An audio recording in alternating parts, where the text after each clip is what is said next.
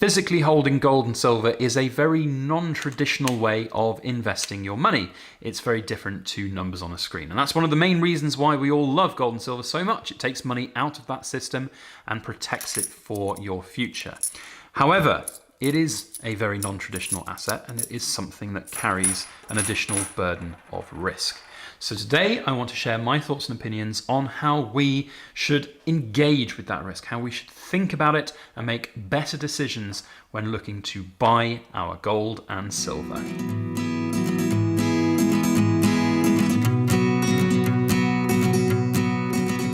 Hello everybody, Backyard Bullion here, and a warm welcome to you all joining me for another precious metal ramble.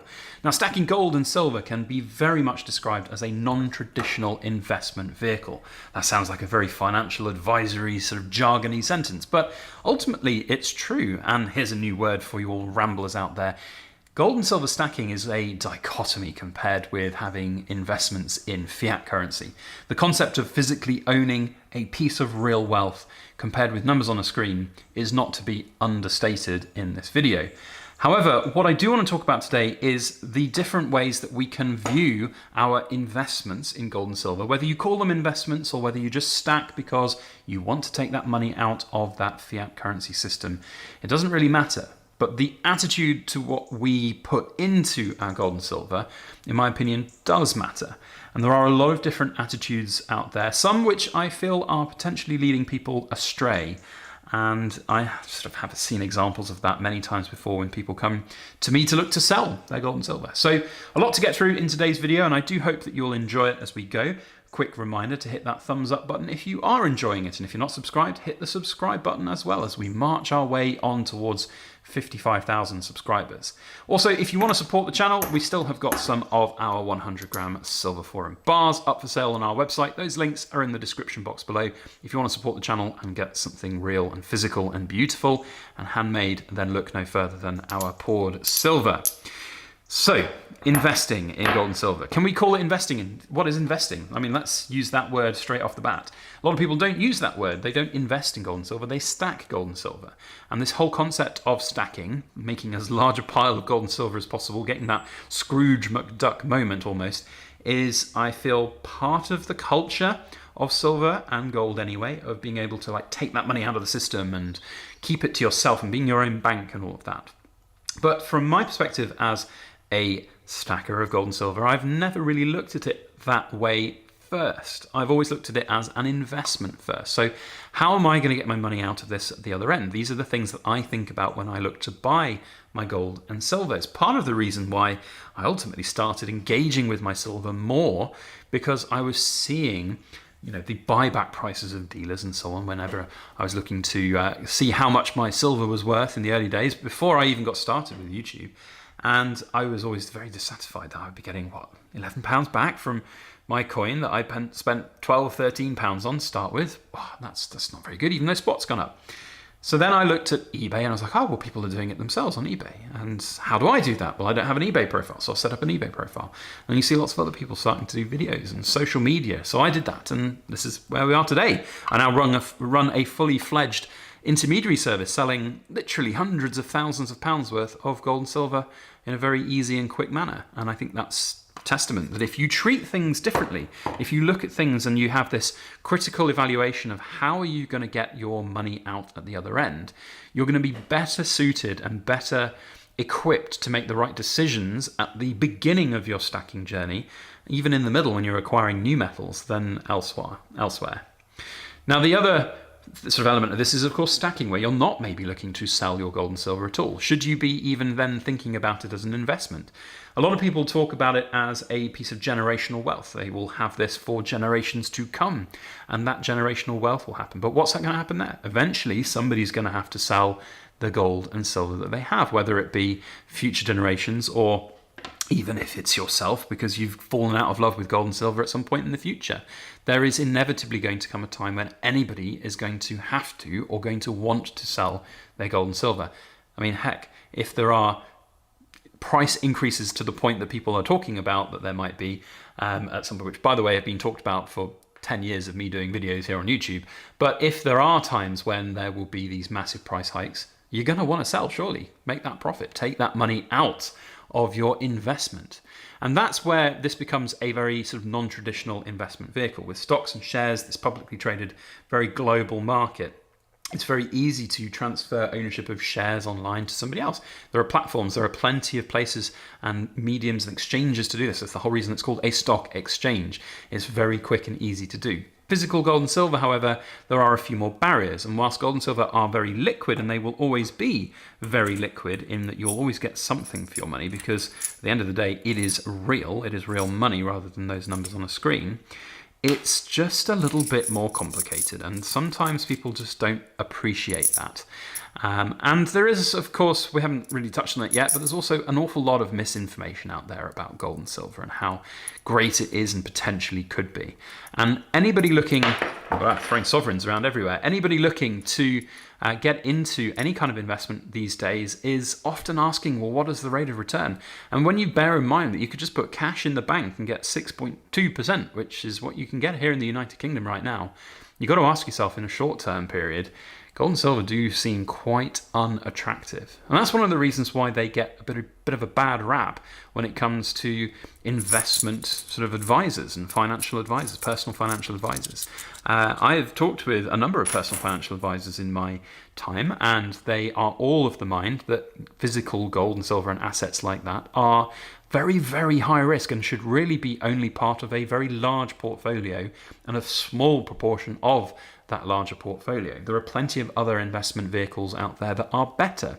And I would 100% agree with them. And again, whilst I'm not a financial advisor, there are plenty of different examples where you're going to get huge returns on your cash instantly. For example, pension schemes, putting money away for the future. Isn't that what we're doing with gold and silver? We're putting money away for 10, 15, 20 years' time. If you put money in a pension pot right now, you get the tax uplift, you get your tax back. And then when you take your money out at the other end, you're going to be paying less tax overall than you were, or would be, I should say, right now. Certainly if you're in the higher rate tax brackets, and most certainly even if you're in the lower rate tax brackets, there is a lot of savings to be had. So it's one of those sort of catch-22s really. You know, you want to be able to have something real that's physical that you will be able to rely on, but at the same time treat it as an investment. And that's how I've always looked at my own personal stack of gold and silver. I've always looked at it of how can I invest in this, how can I engage with it to create wealth, add value to it, and how can I engage with it to understand about it and learn from it. That's one of the reasons I did my channel, so that I could grow and learn. And oh boy, have I done that over this last couple of years. It has been quite the journey of gold and silver. And my attitudes have definitely shifted and changed. And whilst there are a lot of great arguments out there to be had about gold and silver being something that you should really never think about selling, and I personally am of that mind as well. If you are holding gold and silver, it's worth keeping it unless you really need that money, or there's some particular reason why that money is needing to come out of its locked in, beautiful, secured asset. There's no reason in my mind to sell it. If you need that cash, great, but if you don't, just keep it, because certainly from my perspective as a gold and silver stacker, as somebody who will be holding on to gold for a very long time, I will probably still be having some gold in my life until probably my death, quite frankly, looking to pass it on to future generations. But not all of it, and certainly not a lot of my silver. A lot of the silver that I have in my life will eventually be liquidated. If I'm looking to future generations, for example, I'm going to be thinking about their potential. I mean, they might not know very much about this. What are they going to do? They're not going to have a YouTube channel. They're not going to have the energy or the enthusiasm to continue doing things like I'm doing, for example, with poured silver, or with the intermediary services, for example. They probably just want to get it gone. You know, new generations might want to put new different things in different elements. They might want to buy a house. You know, goodness me, it's difficult enough to get on the property market these days. And a lot of people, younger generations, would do very well to put money aside to get on that property ladder before they even get into gold and silver. And that's another sort of thing I want to just finish on here, going that the non-traditional elements of gold and silver investing should not be just dismissed as, it's just shilling from CIA shills and bankers or whatever, which no doubt I will get called in this video by people by going, it's a non-traditional investment. It's God's money, you should have it. No, it's just a lump of metal. It doesn't actually give you anything over time. Can you live in a block of gold and silver? You could build a house out of silver bars, I suppose, but it would be a very expensive house. But you can live in a house. It can keep you warm. It can keep you safe. Can you put food on the table with your gold and silver? Can you eat gold and silver? No. But you can maybe make money on it, and then that money can buy you those things you need to survive. And if you're a young person right now, I would very strongly recommend not buying gold and silver. Unless you have surefire ways of understanding how to get out of it. If you've got those understandings that it is risky, it's non-traditional, and it's something that you're going to have to take personal responsibility over. And that personal responsibility doesn't just stop at the decision to buy. It's about the ownership of it, the security of it, making sure that you're not going to be burgled and robbed and have all your gold and silver taken away from you. It's keeping it safe. It's keeping it secure. And then also the record keeping, making sure that you're doing the right things with regards to tax reporting if you're making profits on these things. A lot of people don't think about this. They just think, it's a shiny thing, I want to buy it. And they buy it, and then they get in a bit of hot water potentially down the line. There are a lot of pitfalls that you get with this that you don't have with more traditional assets, I should say. You can very easily at this point in time just put money into a bank account and get interest on it. And whilst a lot of people don't like that concept, I'm going to ask you this hard question. For those really hardcore silver and gold stackers out there, can you guarantee a 6.2% return on your cash if you need to sell your gold in a year? If right now we put £100,000 into gold, will you get 106,000? Can you guarantee you'll get 106,000 pounds out of it in a year's time exactly today? No, you can't guarantee it. Gold might go down. Gold might also go up, but you might also find, like today in this market, that it's a really hard sell. And if you paid a premium on the gold when you bought it, it might not be very easy to get that cash out at the other end. How are you physically going to do it? Are you going to send it to a dealer? All these questions, you're going to have to work for it. Put money in a 6.2 interest account in a year's time, you have £6,200 more. Easy, done. You don't have to worry about it. Now, the question is about inflation, of course, and whether you're worried about the devaluation of your currency over that year. And that's a topic for a different video entirely. And it's a consideration to take in, certainly when buying. And that's why a balance is needed. So I'm not saying that you should go and put all of your cash, if you've got £100,000, into a cash account. Perhaps thinking about diversifying it, having some in both. Keeping your options open is really important. Now, those all sound very sort of financial advice-y type terms, but it's common sense to me, and it's an opinion. It's very different for a lot of people, and there are a lot of people who will think very differently from what I do, and I will get flack for some of my thoughts on this right now. But that's the nature of stacking or investing in gold and silver. It is different for every single person out there. Money is different for every single person out there.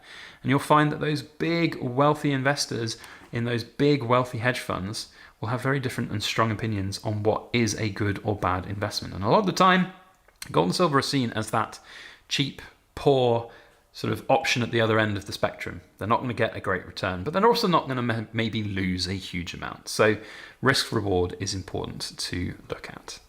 So anyway, that's my thoughts and ramblings on the subject. If you've enjoyed this content, it would be great to know by seeing that thumbs up button on the YouTube little page down below.